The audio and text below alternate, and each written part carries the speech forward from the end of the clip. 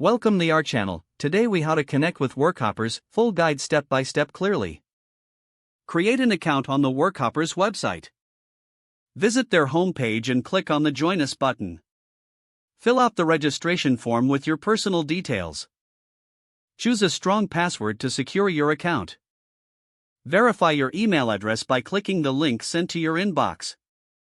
Complete your profile by adding relevant work experience. Include your skills and areas of expertise to enhance your visibility. Upload a professional photo to personalize your profile. Browse the projects available on the platform. Use filters to narrow down your search based on your skills and preferences. Select a project that interests you and read the full description. Check the client's profile for their ratings and past work history. Submit a proposal outlining your approach and fee for the project. Be clear and concise when communicating your value to the client. Wait for the client to review your proposal and respond. Once accepted, communicate with the client to clarify expectations. Establish a timeline for project completion and milestones.